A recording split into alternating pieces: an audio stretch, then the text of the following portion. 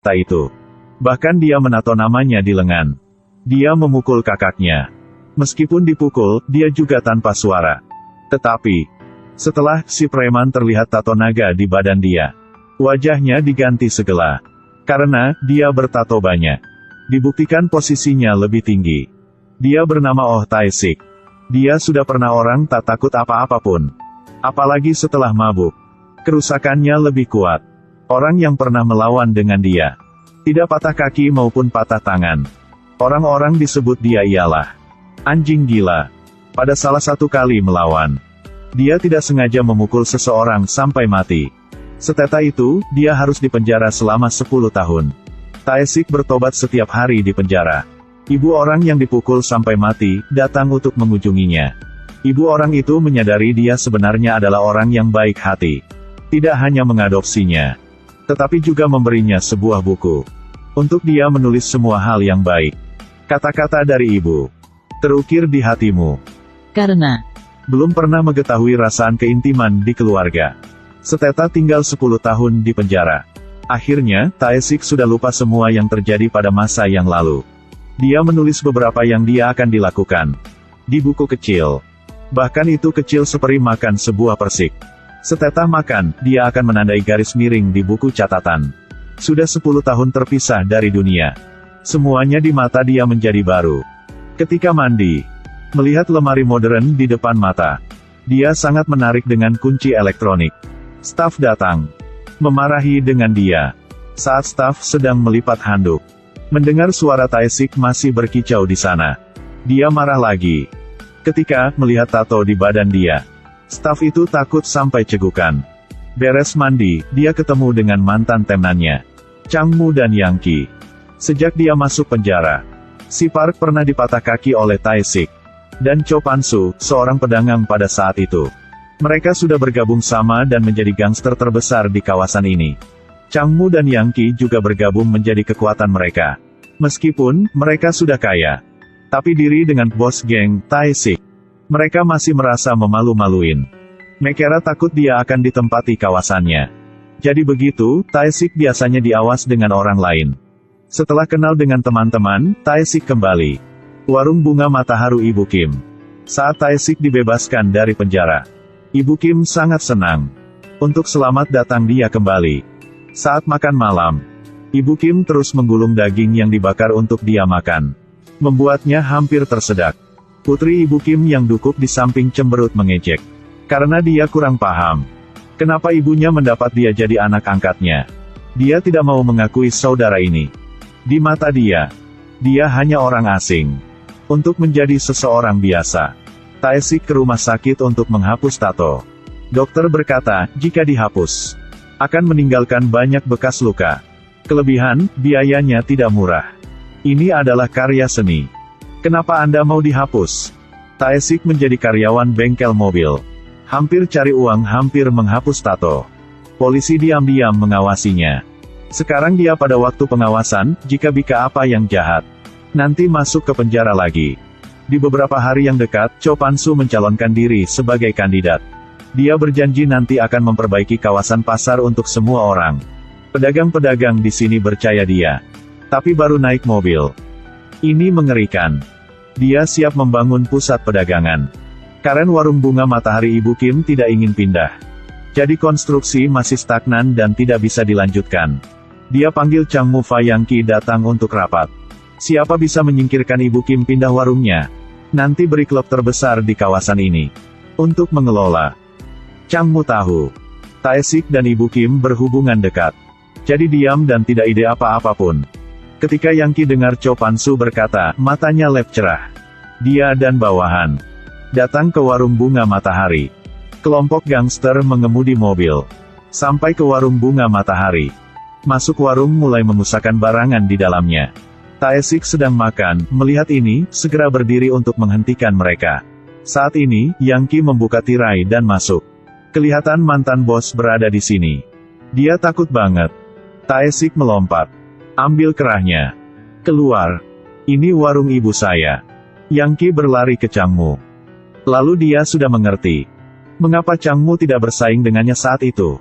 Dia sudah tahu Tae-sik tinggal di sana. Changmu mencurigai Tae-sik telah bergabung dengan gangster Seoul. Kalau Tae-sik mengelola kawasan itu, mereka pasti tak bisa hidup damai. Tapi Tae-sik tidak bikin seperti pirikan mereka. Dia secara bertahap terintegrasi ke dalam keluarga ini.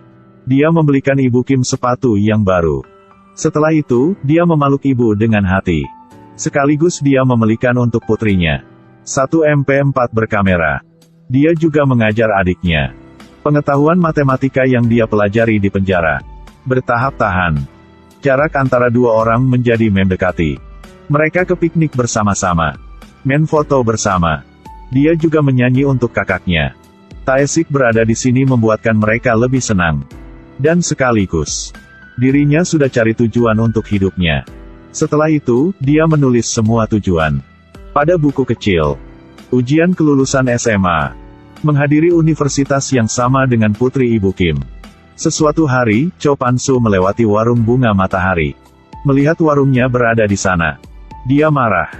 Si Park berkata, Changmu dan Yang Ki tidak bisa menyingkirkan Ibu Kim. Karena warung ini ada Oh Tae-sik untuk menjaga. Cho Pan-soo dengar dan marah. Dia ialah raja di kawasan ini. Dia mencari Changmu dan Yang Ki. Tidak peduli kedua Anda memakai cara apa. Harus menyingkirkan rumah Ibu Kim kepindahan. Malam itu, si Park ketemu Tae-sik. Memberitahunya alur dari Cho Pan-soo. Setelah kasih menasihatinya, lebih baik dia mengantar keluarga pindah ke tempat yang lain. Jika tidak, dia dan keluarganya bermasalah. Tidak beruntung, saat dua orang ketemu, bawahan Changmu sudah dilihat. Setelah diketahui cerita ini, Changmu langsung pergi untuk ketemu Yang Ki. Dia pikir Cho Pan-soo bahwa berencana untuk memberikan klub itu si Park akan dikelola. Dua orang memutuskan kerjasama. Changmu berurusan dengan Tae-sik, sedangkan Yang Ki menangani warung bunga matahari. Pada hari kebesokan, Tae-sik pergi kerja. Yang Ki ke warung bunga matahari untuk mengganggu. Mereka menghancurkan warungnya.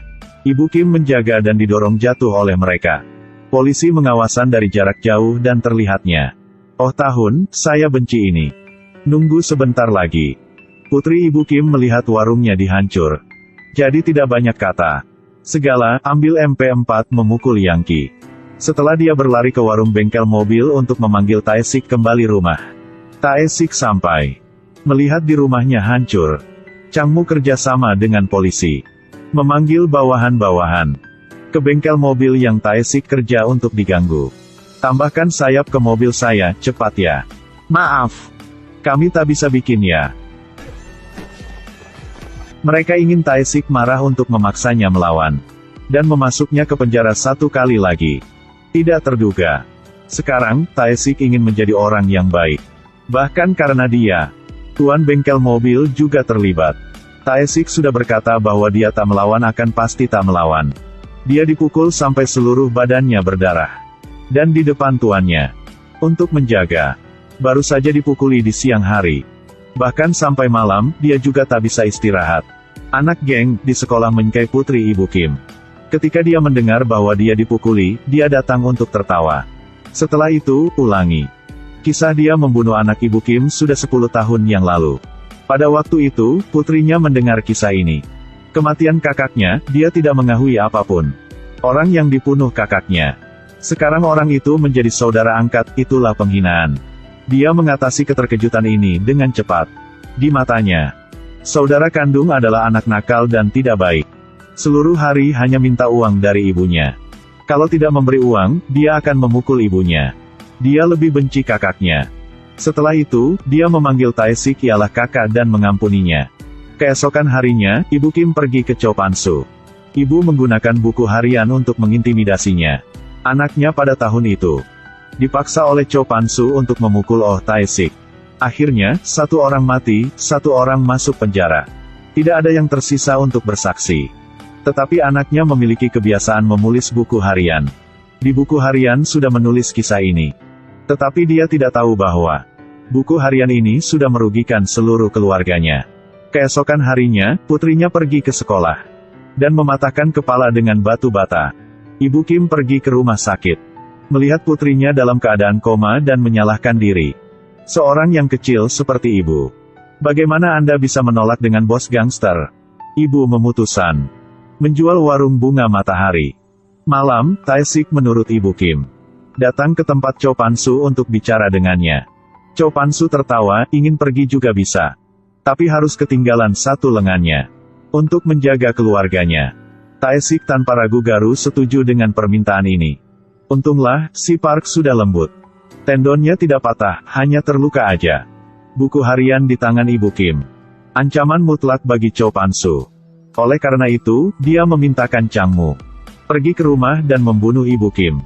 Setelah mengambil sidik jarinya untuk ambil surat kepindahan tanah, dia membawa buku harian dan pergi. Membuat adegan yang palsu, Ibu Kim membunuh diri. Tae-sik kembali rumah, melihat ibunya sudah meninggal tidak bisa percaya di matanya. Keluarga bahagia sudah hancur. Putri Ibu Kim belum bangun. Setelah beres permakaman, warung bunga matahari juga dihancurkan. Ketika Tae-sik sedang membersihkan barang-barang, terlihat anting-anting Changmu jatuh di lantai. Dia sudah paham, Ibu Kim bukan membunuh diri. Setelah itu, dia pergi ke rumah sakit untuk mengunjungi putri Ibu Kim. Di mimpi, dia memanggil kakaknya, membuatkan hatinya hancur. Akhirnya, dia tidak bisa diam-diam lagi. Dia memasuki ke kawasan Cho Pan-su. Hari ini juga hari mereka mentransfer hak bisnis klub. Tae-sik menuangkan bensin ke pintu dan membakarnya. Setelah memblokir satu-satunya jalan keluar, dia mulai membunuh mereka. Setiap pukulannya mengenai para penyerang. Kemarahannya membuatnya bersuara seperti anjing gila. Tapi dirinya tidak bisa melawan dengan banyak orang. Menurutnya, itu benar-benar penghinaan. Meskipun, dipukulnya banyak kali. Tapi dia tak merasa sakit. Ini seperti perjuangan dari anjing gila. Kekuatan dirinya sepenuhnya dilepaskan. Dia membunuh Changmu dan Yang Qi. Cho Pan-su melihat mesin pembunuh di depannya. Keringatnya keluar seperti mandi. Akhirnya dia terpojok. Dan dibunuh oleh Oh Tae-sik. Tae-sik diri antara laut api. Akhirnya, dia sudah membalas dendam untuk keluarga yang dicintainya. Orang-orang dikatakan bahwa memutar kepala adalah pantai. Tapi sebenarnya, sebagai seorang gangster, siapapun tak ingin jadi gitu. Nanti, putri Ibu Kim masuk universitas. Tetapi dibutuhnya selalu membawa buku kecil. Dia belajar dari Tae-sik. Menulis di buku apa yang dirinya ingin melakukan. Lelaki yang jahat sudah diganti. Satu hati ingin menghadap matahari, tapi mengapa begitu sulit? Buku harian ialah kehidupan. Adalah sisi jahat dari kepribadian manusia, dan juga orang-orang yang kesalahan. Ada semacam tragedi. Sebagai bunga matahari. Mekar pada malam. Ayo like dan share video itu ya. Nanti ketemu kalian pada video yang terus.